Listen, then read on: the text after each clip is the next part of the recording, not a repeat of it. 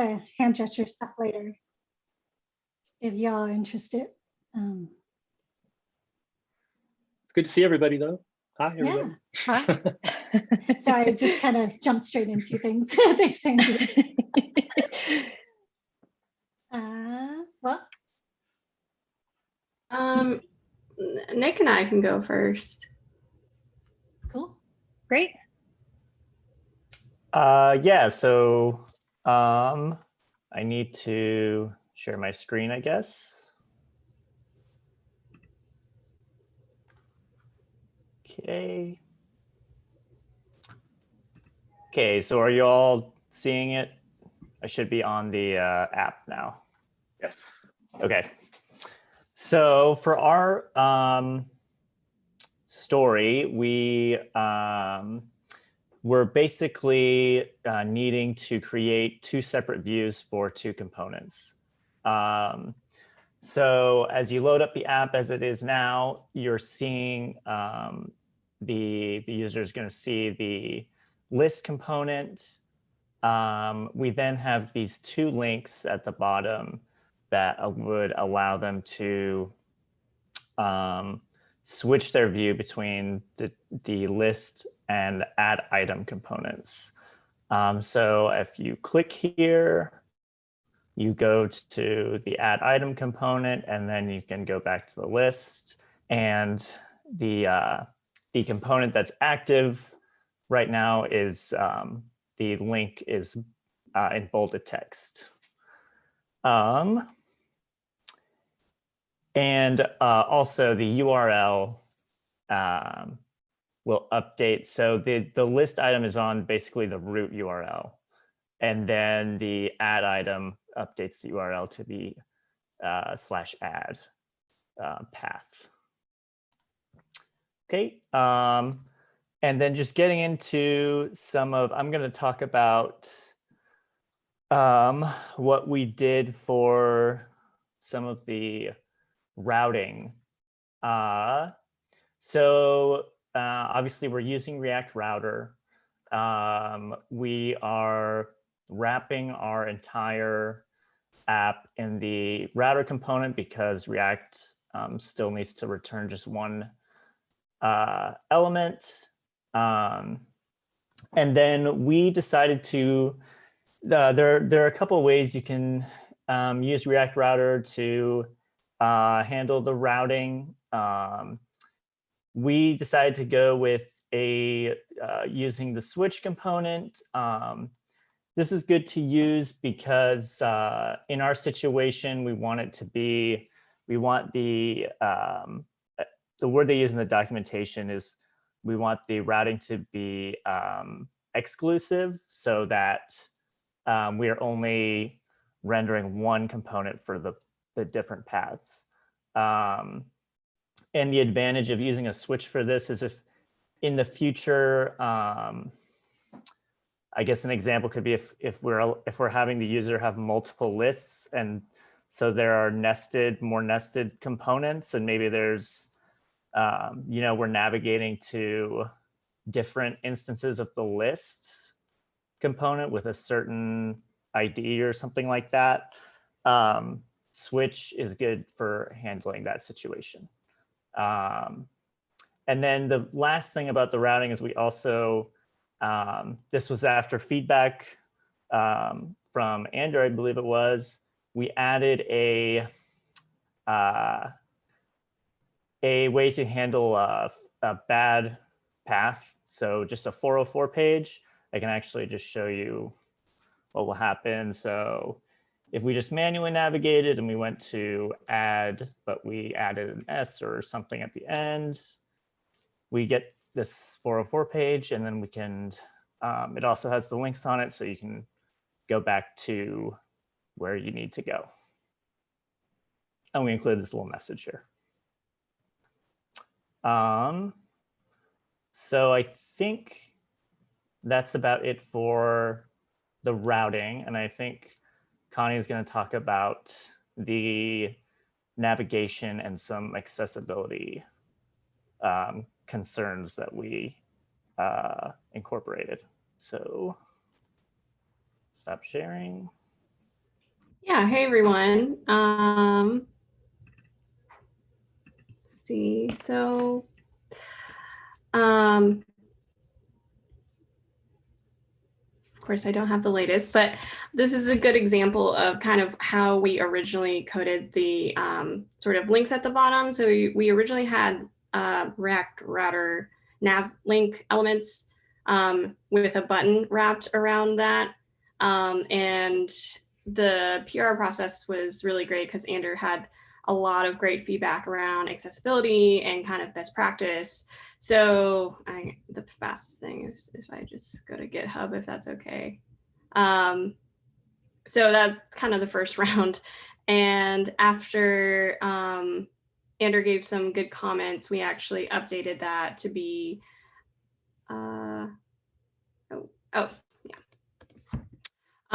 so we updated that to have, the semantic nav tag, which is great, and wrap that in a UL, which helps with screen readers and keyboard navigation, to really specify that, you're about to go into a list. We remove the buttons out of the nav link. I think there's some conflicts that causes with screen readers. In general, kind of UX, I think when you click a button within a nav link, or if you have the focus specifically on the button inside the nav link, it doesn't actually do anything. So we remove that, put an ARIA label on the nav so that, and this was me kind of, or maybe us learning a little bit more about accessibility and just kind of labeling in general. ARIA labels, I think, are not read out loud necessary, or sorry, they're not shown to the user, but I think they do help with screen readers on labeling certain elements of your UI, especially if you have multiple of similar regions. So we added that as well. And Andrew, I mean, a lot of this kind of came out of your feedback, so feel free to jump in and correct me if I'm not explaining it correctly. And then we kind of started down this BEM naming convention for the classes. So that's block element modifier, kind of like a CSS convention of naming classes. So I think that'll be helpful for us to kind of move or use as we go deeper into the app and have more complex HTML or JSX. So we've kind of started that, and that was a good opportunity there as well.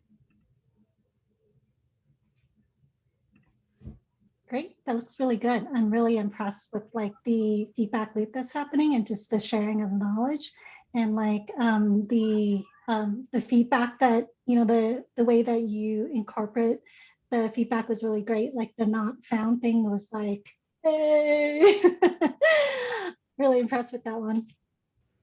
I just want to echo everything Yenli just said. I am so blown away by the teamwork happening here. This is incredible. It's so good to see code reviews having such an impact in the very first week. I am so excited to see where this team goes. Not only that, but you all did such a brilliant job of thinking ahead into the future when you were implementing this ticket here. Like, well, in the future, we might want to do these things, so let's use this solution instead. Like, it's a very mature way to think, and I am super impressed. Amazing work and amazing demo. I actually have a curiosity question, and I don't know, maybe Nick and Connie, with the research you did in and around React Router, may know, and if not, I'm assuming somebody else here might. On the routing, on the not found, you're using the component property within the route, and then on all of the other ones, you're actually just inserting the actual component.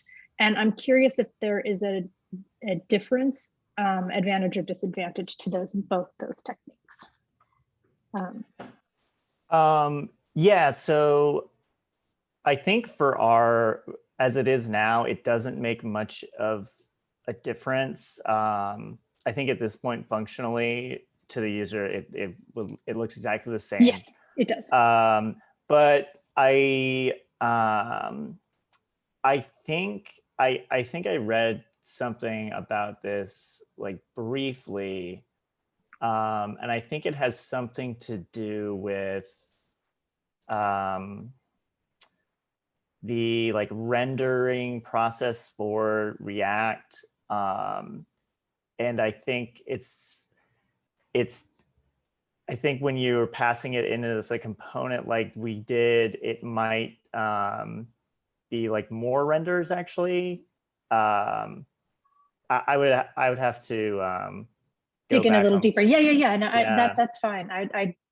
My own personal experience with building out using the router directly outside of like apps that have already been built that I just utilize have been very limited in scope. So I've always just used the component equal property because I'm just going to one component. So it was truly just curiosity on if there is a distinction or a difference. So, and I can dig in myself. So Sure, I'd yeah. ask in case you would run across it and made a conscious decision on it, or if it just kind of happened to work out that way. No, I think it was just in the moment slightly easier to write it how we did. So Yeah, no worries.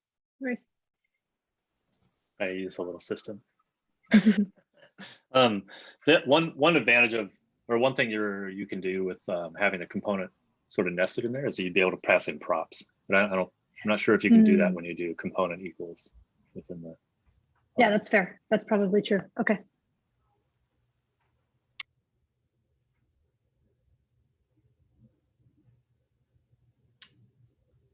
Do we want to? Yeah. Yeah, any other questions from anybody else? I think I might want to add with what Andrew said is like potentially you can do some other conditional things before rendering that component. So that's why you would wrap it versus using component equals that. But so Andrew, ready to go? Let me just share my screen. Okay.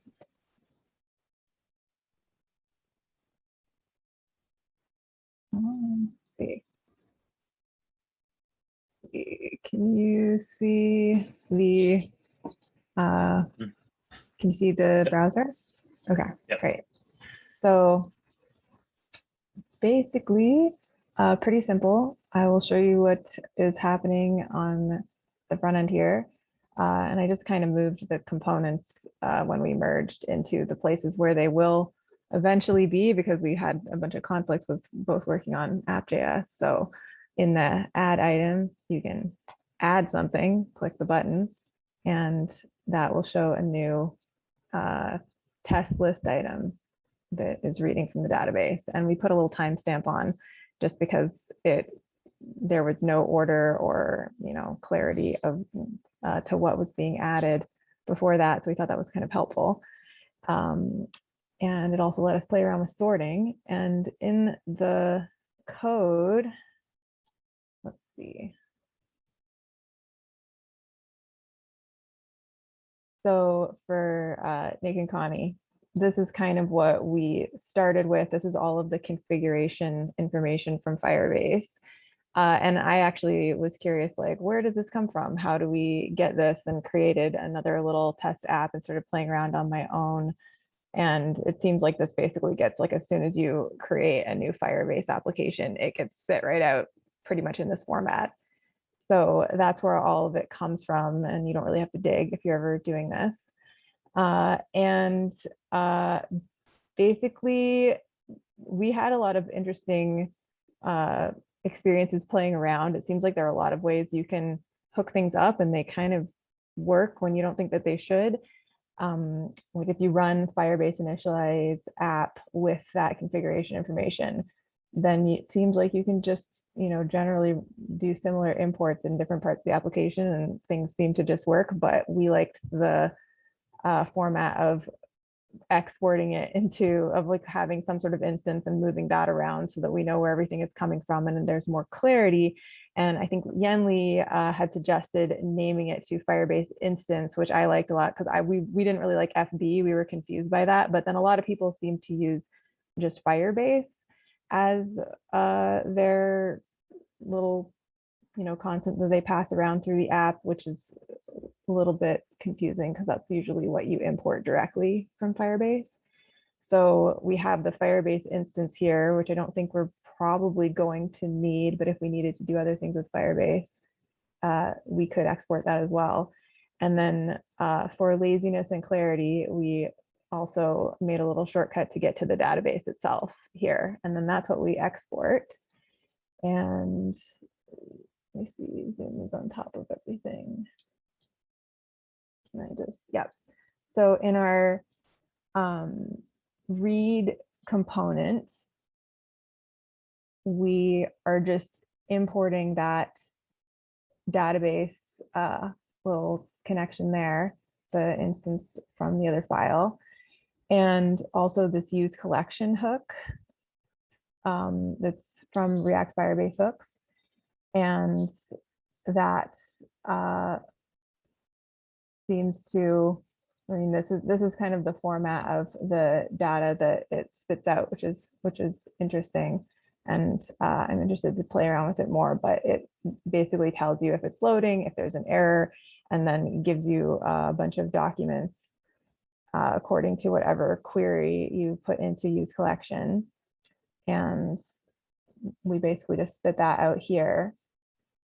And then for the write components, again, we just imported that DB variable, and we just have like an async function where we are adding something very, very simple, like just the DB collection items add, and you can just stick some data in there. And it actually came together really, really easily. It's very easy to do. It was almost too easy.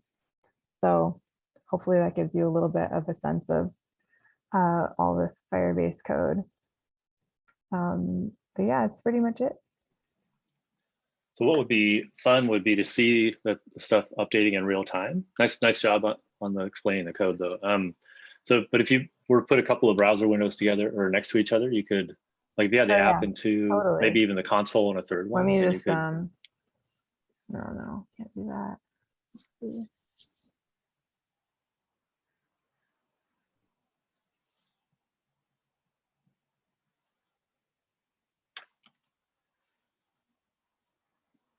So if I go over to add item, I don't know, can you guys see this? Mhm. Add. There it goes. Real time. I love it. Yeah. I think the other demo you could do is you go into our Firebase console and add a document I there did actually to see. open that up. So Firebase is, let's see.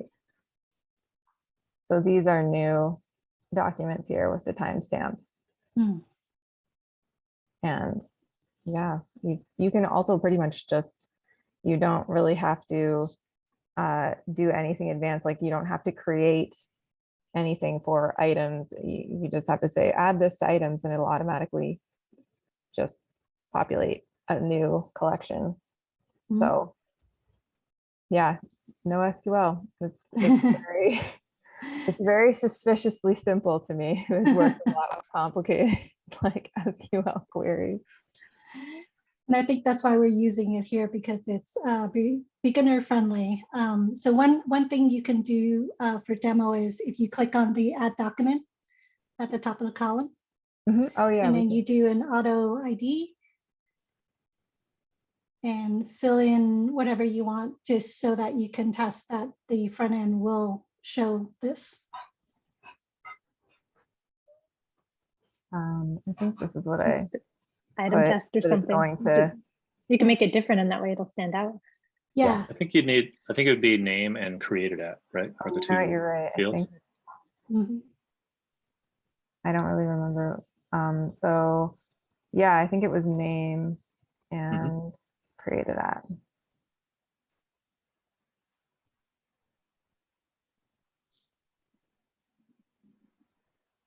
And I just, all right, well, I'll just put that. Did I do it? Sorry, Zoom is on top of all of my navigation stuff. Yeah. I'm not used to sharing my screen, so I'm like, but I'm afraid if I hit a button, bad things will happen. Scroll down. So in the console, I think you might need to scroll down. There's a save button or something. Oh, okay. Yeah, you might be right. So this is good There it is. practice. There it is. Yeah. How do I move this? Okay. So now if you go back to your app, the front end. Yes. Sorry, I'm just moving all of you guys out of the way. Yeah. Hello, it invalid is. date. Nice. Yay. Very cool. I had a quick question. You mentioned before presenting that you added a timestamp in an effort or so that you could play around with sorting a little bit. Did you end up playing with sorting at all, or did the info or data come out of the database in this order? No, it did not come out in this order at all. I'm not sure what order it came out in. Okay. An order that seemed very random. Like Okay. as you added new things, it would not, which is one of the reasons why it was a little bit more confusing. So how do I move these controls? I should have played around with sharing my screen. Okay, I can just do that. So right here we have order by Okay. created at descending. So by adding that, then Sure. it does what you would expect. Okay. But yeah, I don't know if it just sorts it like it seems to default to sorting it by something quite random, like maybe by the IDs or something like that, because it wasn't, we would put in the same string and there wasn't any rhyme or reason Okay. that I could detect. So that's Yeah. what I assume happens out of the box. I also wanted to comment and commend on your use of locale time strings. And even though we're setting it to ENUS because this app is being localized, it's really nice that you have that there so that if at any point it was to get localized, you could just remove that distinction and it would make sure that the time matched the locale. So nice touch. Well, that's something I pick up from being Canadian and having worked on a lot of bilingual sites, because everything needs to be completely different in French and Yeah. the time is totally in a different string. So I play around a lot with having different time formatting in French and English on some of the things that I've done. Yeah, this is really great. I've seen past cohorts trip over this issue, and you really knocked it out of the park. Like, not only did you meet the acceptance criteria, but you also kind of went beyond and set the team up for success. And the kind of conversations that were being had in Slack around this is really great. And I think you did a great job. I would tell Sheila this too. We definitely need to like make sure she knows too. Yeah, super great job. I'm so impressed by your curiosity and like digging deeper and trying to go further to really learn these things. And I just want to point out that this like localization thing is a beautiful example of why it's so important to work on diverse teams, because we all bring totally different skill sets based on our life experiences. So keep that in mind moving forward. You're an absolute asset to this team, not only because of everything you are, but because of the experiences that you bring to the table. I love to see it. So really great job on these demos, everybody. Oh, another thing, I think Yenli was about to say this, but maybe didn't quite. When we were adding stuff directly to the Firestore UI, that's going to set you up for a lot of success when you go to start testing ordering and stuff, and you need to put in items from like different date ranges and stuff so that things will get sorted. So do note that popping over into that UI and adding things is something you'll be doing again. Yeah, we did play around a little bit with that in the beginning and delete some things, I think. So Great. Any more comments, Connie, Nick? I did have one comment. I probably should have done this during the PR, but Ander, you put your components into folders, then we have some of the components outside. Do we want to come up with a convention, like as a team? yes, I was going to bring that up too. And I like some of Yenli's suggestions to have certain components in pages and that sort of thing. I put them into nested folders originally because I've found that can be helpful, although maybe the things I've been used to building are way more complicated, but it can be helpful to put all of your related CSS in the same little folder versus having, I guess one thing that I'm thinking about that I don't think we've talked about or has been answered is, where are we going to put all of our CSS and how are we going to do that? Because it can get really, really unwieldy if you don't have kind of a system, especially, you know, working with a bunch of people.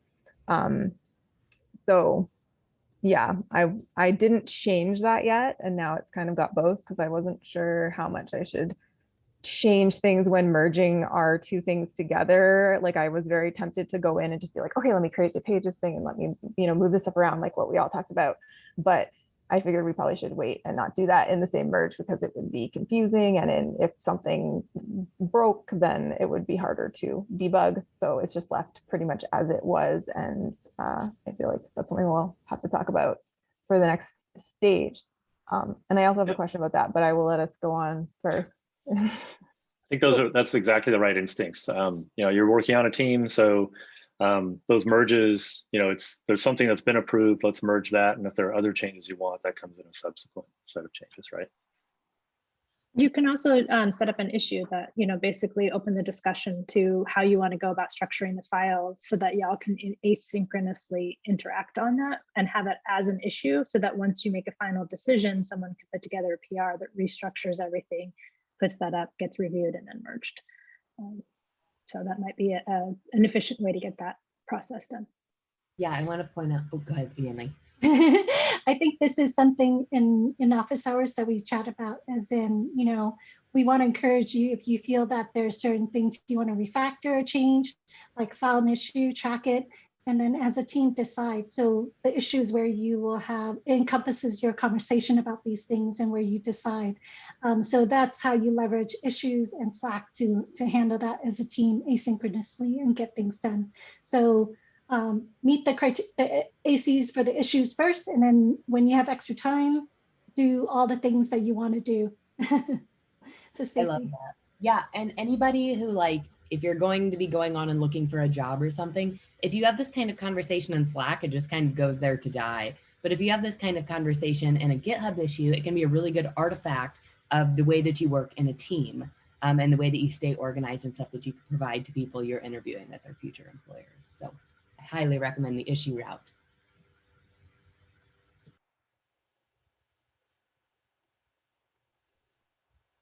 Great. If we don't have any more, we can move on to the learning module code review. I'm going to take that. Yes. Are you able to see the code review? Nope. Wait. Share. There we go. There it is. One more step. All right. So before we start, I would like to commend you all on your code review and the way you communicated on GitHub this week. That was pretty excellent. A lot of great points were brought up. I learned some stuff about accessibility, so that was awesome. So thank you all. Let's see here. There we go. Code reviews. What is a code review? The code review cycle. What makes a code review a great code review? How can I help others review my code? How can I review others' code? And exploring code in GitHub are all the things that we're going to talk about here. There will be more. There will be things that you can ask about at the end or as it goes on. So code review is a conversation about a set of changes, as you all seem to know. It's one of the best spaces to share knowledge and learn from others. It's a collaboration space. It helps you. The point that they put here is it improves you as a developer. I think it also improves non-developers in communication personally. It's been my experience. And then it helps the team decentralize knowledge, share responsibility, and improve code-based quality. As somebody who started very junior on a team, letter C, excuse me, is massive. Improves code-based quality. Having somebody be able to look over your work before it becomes part of this quote-unquote monolith is very important. So we're going to open a pull request. We're going to receive feedback as we've seen this week, make changes as we've also seen this week, and then merge those changes. The receiving feedback and making changes is a skill within itself. I've seen a lot of times people not necessarily want to accept the suggestions that are coming in GitHub, but you all did an excellent job of seeing those suggestions, making changes when necessary this week. So what makes a code review a great code review? Don't focus on stylistic changes. It's very easy to have your VS Code or your code editor set up a certain way and think everybody else's code should look like yours. Typically, when you work with a team, there will be tools installed to do that for you, to make these stylistic changes for you.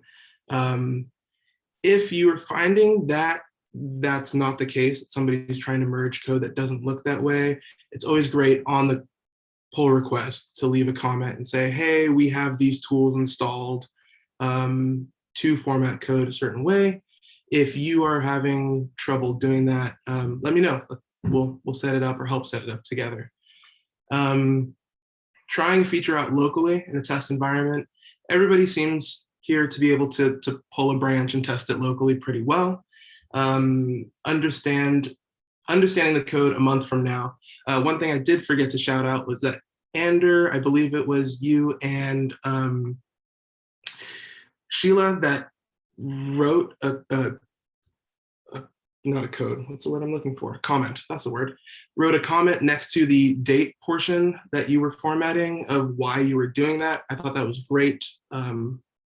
Be sure to document your code.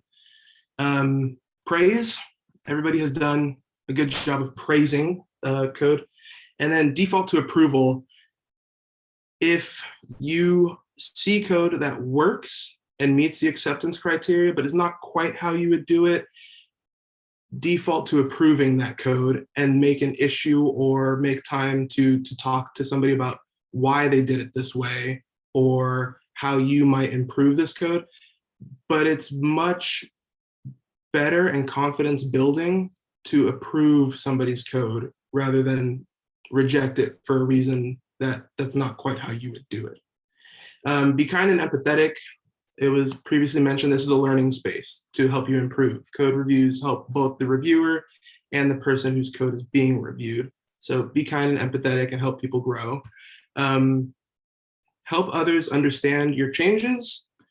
We'll talk about that next, and then try to answer all the questions and make sure you take your time. It's very easy. These were pretty small code reviews that we did, but it's very easy when people have forgotten or made a large PR to get lost in it and rush through it and just say, I've read the first 5 files, the next 10 should be fine, and just commit it all, and there could be an error in that. That's easy to do. Please don't. Take your time, break it up, review the whole thing. Run the code. So pull the branch locally, run it on your environment, in a test environment. It gives the reviewer confidence in terms of pulling files and running it. Helps you find things that you wouldn't just from reading code in GitHub.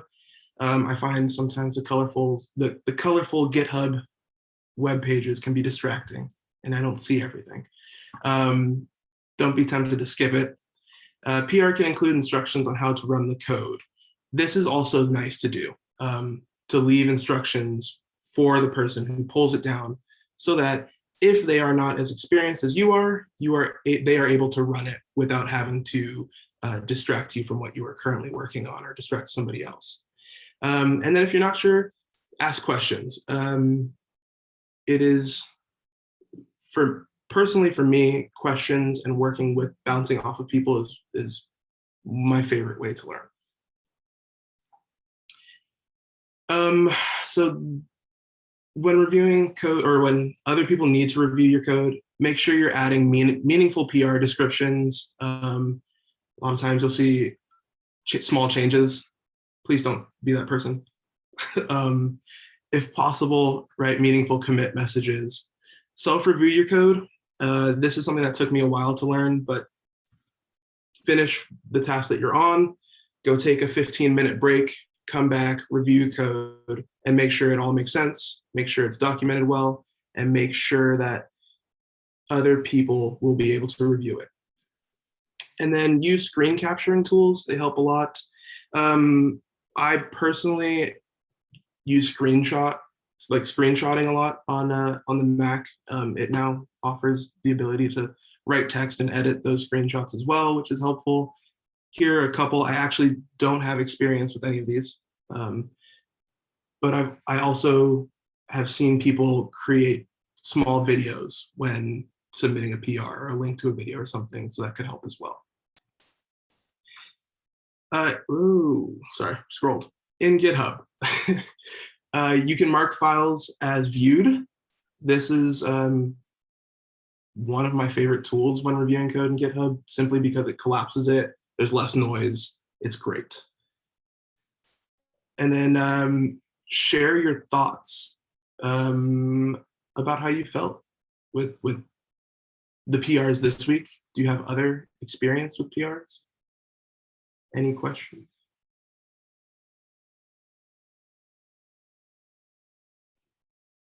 I'm gonna take the silence as a no. I actually have just one quick one. Yeah. Are these slides going to be somewhere where we can Yeah, we reference can them? definitely make that available to you. Okay. Yeah, and if also like I think I've kind of lost track of, like, I think there's some like other sort of slides and like resources that we've like been shown, and I don't know if I know exactly where everything is, so that'd be great to just go over. Yeah, I admittedly am dealing with the same thing. You can ask Yenli or April that I had to actually reach out to them and say, I know these slides are somewhere. Can you help me find them this week? So we'll help you out with that. For what it's worth, I posted the slides from last week in the Slack channel. So you Okay, can I'll make find sure to do those that. there. The rest of you had experiences with code reviews before Collab Lab? I did I did a little boot camp over the a lot of the pandemic, and we got code reviews, although we didn't always do it we didn't do it in GitHub, which I don't know why, because we also did do pull requests, and there's so many great tools, and it's so fantastic for that. So I was a little bit like a lot of the interface stuff was new because I haven't done it there. But yeah, that was I've never written a code review, so it was kind of a little bit nerve-wracking because I was wanting very much to be, from my experience, I found code reviews to be so helpful, but the people who reviewed my code were very, very, very bad at explaining things. It was like a European course, so there was sometimes like a bit of a language barrier that a lot of people's first language wasn't English, and they didn't, they did not follow all of the things in those really great articles that Yenli posted. For sure, they would just be like, wrong, some really vague explanation about why that is impenetrable that would take me 2 hours to figure out and make me feel slightly bad. So I was wanting very much to give the good parts of it, because I did get so much out over being reviewed, but also be like positive and helpful, and help to share something if I know something that's useful or find good resources.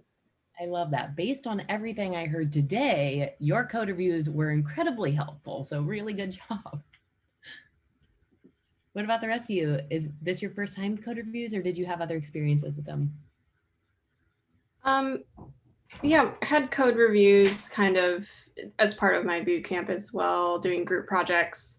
A lot of them, especially when you work with other students, it's kind of sometimes like the blind leading the blind. So a lot of times it's just a lot of like, looks good to me, or people just don't even read your code, or they're not really looking at it in detail. So I really appreciate Anders' comments. Like, it was an actual like learning experience where I went to W3, all the articles you linked. And so we'll continue doing this. It's just, I hope like the mentors as well, because you all are more like senior developers, like truly we want to know what our industry best practices, because with a lot of programs out there, it is like kind of the blind leading the blind a lot of the times. And so like, sometimes we want to know what is best practice. What do you do at Zapier, and things like that. So please do like share what the best practice is. Like, we just want to know. So thank you, especially Andrew, for that. great comments and resources. And I just hope that kind of continues. I don't know how much, like, again, because like, at least for me, I'm a little more junior. So, you know, I don't know everything about accessibility, for example, or just other things. So I might not have as much to share. I'm like better at just more observational things like, hey, you know, Andrew, you put these components in folders instead of, you know, like that. So I really would love to lean on the mentors and whoever else, your previous experience, Nick, Andrew, Sheila, everyone, like your previous experiences as well. So yeah, one thing I want to call out there, because that is it is, you're right, such a valuable opportunity to provide an idea of what this might look like in a dev job. So as we're giving feedback on these PRs, mentors, and everybody else, let's make sure that if something's just a suggestion or a best practice, to be explicit about that. So like, this isn't something you need to implement. This is just another way that you might see it be done, or more of a best practice, so that if you developers have time and you want to go implement that best practice, you can. But if you don't, it's still okay the way it is, as long as somebody didn't say this is something that's kind of a blocker, needs to be changed. See from April. Yeah, I just wanted to say there was actually one moment on, I believe it was your Connie and Nick, yours, in regards to the CSS, which was that the original CSS from the app was left in there, which is fine. It's not going to break anything. And so I just simply said, hey, you might want to think at some point in the next, you know, iteration of this that you remove those so it doesn't get confusing. So that's kind of an example of where a suggestion comment can come in and just be really clear, like, I'm not asking you to do this. This isn't a blocker, but something you might want to think about. I love it. And those little suggestions too, pull those out and make GitHub issues out of them. And they can be more of those things where it's like, we finished our work for the week, so let's tackle a couple of these little, you know, cleanups, little refactors. I love that. Additionally, if you're reviewing code, don't be afraid to ask questions about code that you haven't seen used before, or you haven't seen written this way, even if it makes sense as to what it's doing, but you're curious if this is best practice or if this is something that they've found. I don't think there's harm in asking these questions. So to add context to that, so a lot of the times when you're code reviewing, one step that we highlight in the presentation is to self code review, and that is where you ask questions. It's a way for you to work in public. So that for the person who's authoring the code, do that. But as a reviewer, you also, if you feel like you're more junior, I don't have much to add to this. You're not here to tell someone how to do their code. It's a practice of reading and understanding, because potentially you could be working in the code base that is for this PR and you want to understand it. So as a beginner coming in and you look at the code, you read it, it's something you don't understand. It's totally okay to be like, what does this do? I really don't understand. Like, can you explain this to me? And this is why we stress this is a whole conversation about changes, and it's about learning. So a lot of times I look at what other people, like as a new person on the team, what other people do in their PR. And then I would ask questions, because one week, 2 weeks, maybe 6 months later, you have to work with this code. So then it's like, what happens if the original author is not there anymore? How do you inherit this code? Or let's say 6 months later, you wrote this, and 6 months later, you have to work on it. I can't even remember what I did a week ago. So a lot of times, code review for your future self, right? And how you can be effective. And that's something to think about at whatever level that you are in. Andrew, did you have a point? Yeah, I had like a point and a bunch of questions. Surprise. So I kind of wanted to actually like echo what Anne was saying back to what Connie said about, well, I don't really know what to say. I think like as someone, you know, even if you feel like I'm really new to this, if something is really confusing, that is really helpful feedback. Like, if it's like, I don't understand what's going on, or why are you doing this? Maybe there are comments that are missing, or maybe something can be done in a better way. Or at the very least, like maybe, you know, you would be able to get more context later. So I think everyone always has things to contribute for sure. The other thing is I just going through this whole process, and I'm probably not the only one, but I had a lot of times like I wasn't sure exactly what was like best etiquette or like the right thing to do next at various stages. Like, for example, if there are different suggestions that are made in the review process, and this is on, code that you've done in pairing, like who does that? When does it get implemented? Like, should I just jump in and be like, oh yeah, like I love that idea, change. Like, does that sometimes get confusing to do if other people have already reviewed it? Like if 4 people reviewed it and then one person is like, here's a bunch of suggestions, and then you go in and put those in, does everyone else need to come and look at it again? Things like that. I was just a little bit unsure, like Really where I was stepping question. on toes. Yeah, and I mean, you want to, I mean, when you're pairing, you have a pair buddy set up, like make sure that they're in the loop and that they agree that you should accept a suggestion. And then it's a little bit context dependent, like, so for me, the default to approval thing means, like if, like say, like Yenli's reviewing your stuff, and she might say, this is something you could change, or you don't have to change. I'm going to approve it, or it could even be like, please do change this before you merge, but I'm going to approve so you're unblocked, right? So if it's those kinds of things, then once you're a pair buddy and you agree and you make the change, you're probably free to merge, right? If it's something more substantial, this is, it gets a little fuzzy here. When it's more substantial, it might, or maybe you don't have all the like super confidence that you implemented the way that was being suggested. Then you want to pull in that reviewer to say like, okay, I implemented the change. Is this what you intended? And then they can be like, yep, that looks good. Go ahead and merge. So it does take a little bit of judgment. There's also a way in GitHub, if somebody has already approved it and you'd like them to take another look, you can hit the little like re-review, and it'll re-ping that person to say that you've requested a re-review. And then you can leave a note with it and tag them to say, here's what I did and I'd love your eyes on this. Even if they weren't the one who made the original suggestion, maybe you just want their expertise or their insight. You can also tag. Go ahead, Andrew. No, I was going to change the subject, so go ahead. Oh, yeah. So it's something that you can tag in Slack as in like, hey, I need someone to look at this.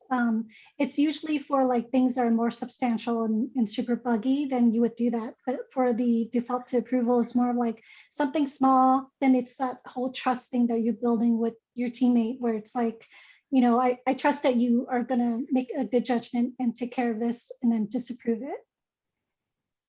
But it's a cycle. So you want to go through the cycle as much as you can, and you want eyeballs on your code because more eyeballs are always better. I'm done. Yeah. Okay, cool. The other thing I was going to say is to kind of build on Stacy's comment about self-reviews. So, sometimes you implement something and you're not totally confident in your solution, right? You're like, I mean, it seems to work, but like this feels a little shaky. You can actually use your own self-review. You can leave a breadcrumb for the reviewer so that they know to focus in on this part. Like, say, hey, I did this, it seems to work, but like, is there a better way to do this? Is there, it feels like this could fall over in the wrong circumstance or something, So it's a way to kind of pull them in to focus on the right things. And it not, I'll find with my self-review, I definitely like, oh, whoops, like I left that console log in or whatever, like you kind of find your own errors as well. So. It's also a great way if you've tried multiple ways to get something accomplished and you settled on this one for whatever the reasons, to explain that so that your reviewer doesn't come in saying, well, did you try doing it? And you did. So it's again, get back to just maximizing time with an asynchronous team is, providing information so that responses and that cycle can just be faster.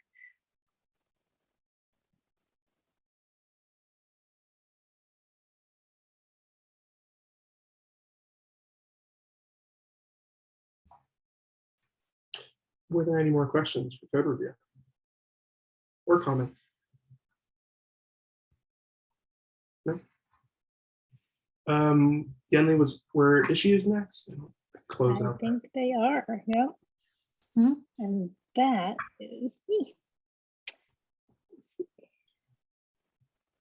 I believe this is the right screen. We'll find out. I have way too many windows open right now. All right, so this week, I believe we are working on issue 3 and issue 4. So I'm actually going to go ahead and move those over to in progress here. And we'll look at issue 3 first. As a user, I want to set up a new shopping list so I can start tracking purchased items. And for this issue, the shopping list consists of 3 items associated with the user's token.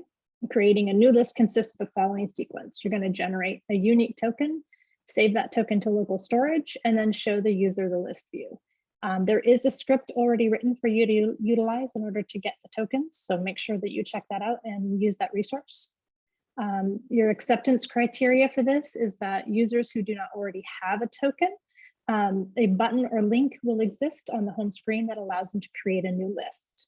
When they click that button, it'll generate their token and save it to local storage. And once the token's been created and saved, the user gets redirected to the list view. And for users who do not already have local storage, the users who do already have a token, they'll just get redirected to the list view. For the notes, we're going to take a look at the wireframe here, and please remember that this is where we're going and we're implementing just this piece of it right now. So don't try to take on the whole thing, but just as a general reference of kind of where we're going for, this would be the screen that the user is presented with, and if they don't already have a list, then they'll receive the create list. At a later time, we'll be adding in these existing list options and things. And so it's a good thing to know and keep in mind what your wireframe and what your intention moving forward will be. But for this story, just know that it's sufficient to just have a simple create list button. And while you don't have to save your token to Firestore, it is an option if you'd like to. So that is issue 3. If you guys have questions you wanted to ask on that right now, or we can take a look at issue 4. I have a question. So if you can go back to the wireframe, is this story basically asking you to implement kind of the top half of this, the create a new list? So if they don't have a token, they should be prompted to create a new list. If they do have a token, they should be taken to their existing list. To their existing list, correct. Yeah. Okay, just want to be clear on that. The bottom part is not part of the story. This will be for future work. Yeah. Okay. Yeah.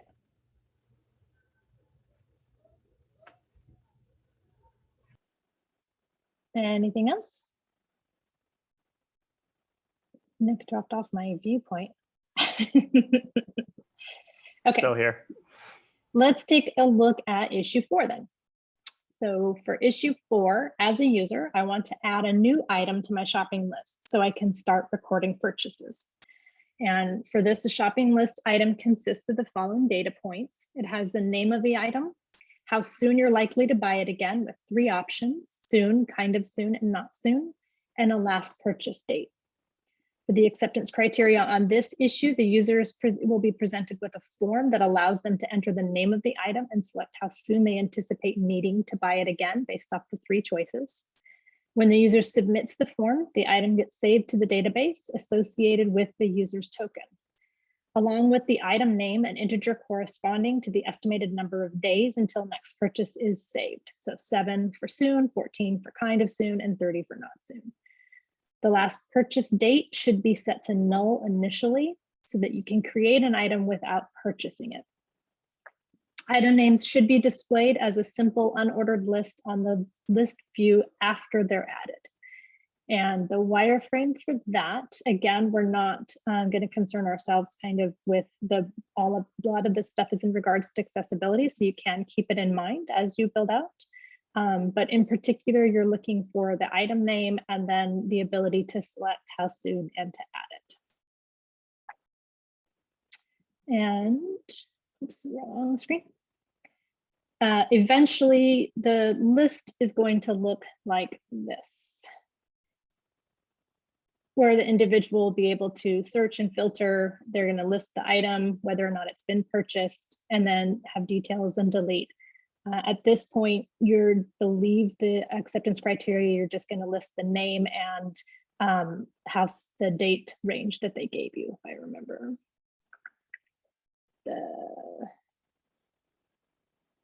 Yeah, so just the names, and you're going to save the date.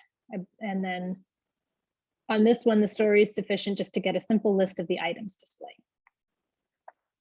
So again, the wireframes are a way for you as you're working to make sure that you're future planning for what you're going to be moving forward towards, but make sure that you keep in mind your acceptance criteria and don't take on more work than you're required to for this particular issue.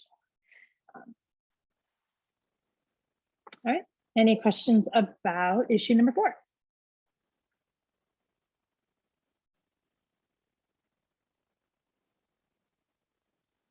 Andrew? Just in general, can we like implement some really basic CSS just so that things don't look like a huge mess, or should we be staying totally away from that? Because I'm used to working in such a different way where I flip back and forth, I realize, between, you know, functionality and making things look pretty. And, you know, so I know we're trying to avoid a lot of that, but yeah, like stuff like just having, you know, little containers, or so that things aren't really in a weird alignment. Yeah, I mean, my impulse would be to say yes. I mean, I know that when I'm doing things in a basic form, I'll work on the functionality first and foremost, but then for my own brain, there needs to be some order too. And so I will put in like basic, even if it's just positioning or you know, spacing, things like that, so that I can clearly see what I have on my screen. And I know that I can come back and rework all of that later. So my answer would be, yeah, if that helps you, then definitely add some basic CSS. Just, you know, I wouldn't concern myself with involving like a full on like a Tailwind or Material UI or anything at this point. Yeah, just a little context there. Yeah, exactly that. It's you know, if you want to, you know, there's some CSS that's needed just to put things kind of in a reasonable order on the page. But the idea is just to not have you go down the rabbit hole of trying to like style things way, you know, in advance, because there is time set aside later to do that.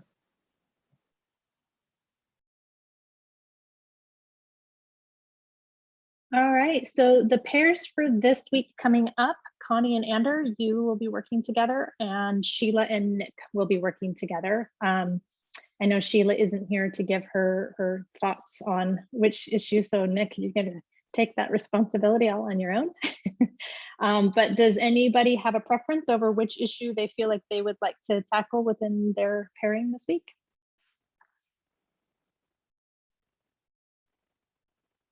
If not, I can just randomize.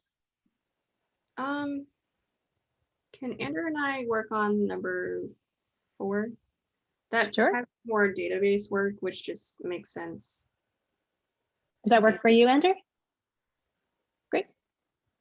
Did a lot of database work, so I like continuity. Like,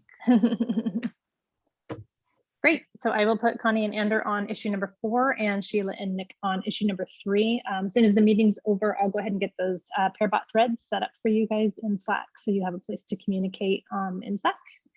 And I noticed the last time around, it got a little bit buried with some of the other resources. So let us know if you need us to, like, I don't know, maybe put it Monday morning or something like that, so it doesn't get so lost in there. So you guys can definitely make sure you can utilize those threads.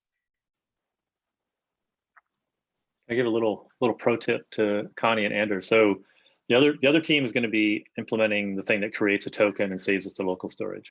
So maybe just coordinate with Nick and Sheila to agree on what that local storage key is going to be, and then you can just directly in the dev tools add you know, some value at that key in local storage that you can then use to when you're adding items. Does that make sense?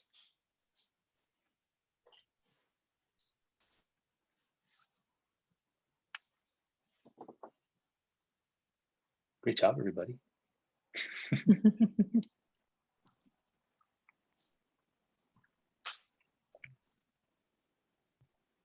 All right.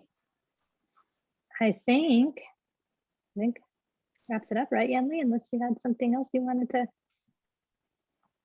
No, I think it's just a reminder to use the threads for discussions, and it's not just limited to the pair that is in that thread. Like, everybody hop in and check out the conversation, because it's a great space to share the knowledge and to chime in, right? Because you're working on the data model that can affect each other, and moving forward, it also affects the app as a whole. So we know it's hard to get used to, like GitHub and in Slack and all that stuff, but it's good practice. And if you have any questions, just bring it up, and we'll answer you as much as we can. Yeah, that's a really great point. So that if you did have questions for the other team, if you put it into that thread, again, it's back to keeping those conversations in one place for searching and referencing later. So it's an excellent point. If you are in those threads and you want to send something to the main channel to get more visibility, do that too. But it's a good way to kind of have the best of both worlds. Yeah, there's the little option to pin to, was it pin post? I don't know. There's something in there that takes it out of the thread and puts it in the main channel. I can't remember exactly what it's called, but it's an option. Share the message. So if you want to share the message, it goes directly to, and it lets you choose which channel to share it to. You can grab the link too. So there are different ways to doing it. Experiment. I mean, this is our space to experiment and practice and make mistakes, and it's all good. That I love it. Such as, once again, closing and opening an issue because I clicked the wrong button. And I can't tell you how many times I almost did it leading up to when I actually did it too, because there's something about just that red close, my brain goes, and it's like, no, not close this window, it's close the whole issue. That's not what I want. So I'll just fair warning, I'll probably do it again. I mean. And do you have something? Oh, yeah, I was just wondering, I was about to create an issue to talk about how we want to structure things and how we want to, where we want to put all of our CSS files. Is there like a specific format that I should use to do that though? Because I feel like all the issues are in the story format, and kind of, I think that's like that agile kind of approach. So I'm not totally sure if that's critical in this case, or if so, how I would, like, as the person doing this, please tell me where to put the stuff is kind of the issue. That's a really good question. Yes, writing stories in that format, it's a whole thing that you get better at with practice. But I can imagine maybe it's, as a developer, I want to have an organized workspace so that the files are easy to find, or something like that could be the top of the story.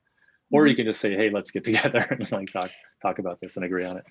Yeah, I think this can be a little bit more informal, but if you wanted to do the story format, yeah, just always remember who's the what is it? Who's the actor? So instead of as a user, it's as a developer. Yeah. And who benefits from the story, right? Yeah. I wasn't sure if that was a thing that people did, so that's kind of what I was for sure thinking as a developer. So one thing I do notice is there is the discussion part of our GitHub repo is enabled for us. So that can also be a space to talk about things and thread it. So I think there's many different ways to have conversation. I don't want to overcomplicate things. So I definitely encourage, let's do it in Slack, but if you want to do it in GitHub, that's fine too. But just as a team, decide on where to pay attention to, so that we don't lose the message or the engagement. Yeah, I agree with that. I think in this case, because there's something that can be put up as a PR, I would lean towards issue on this particular one, but I think general conversations can happen either in discussion or Slack. Andrew, do you have something in mind for like the data model or CSS? Do you want to just stay on with me and Nick to talk about it? It's probably easier to like verbally talk about it than threads. Yeah, I think that's a good idea. Good idea. Okay. Yeah, and also the recording you here. mentioned BEM stuff, so if that's even something that we're going to be doing, there's a lot of different conventions that people use. It's very much so, yeah, all those things. It's good to be on the same page. Awesome. Let me stop the recording then, and then I think I need to pass the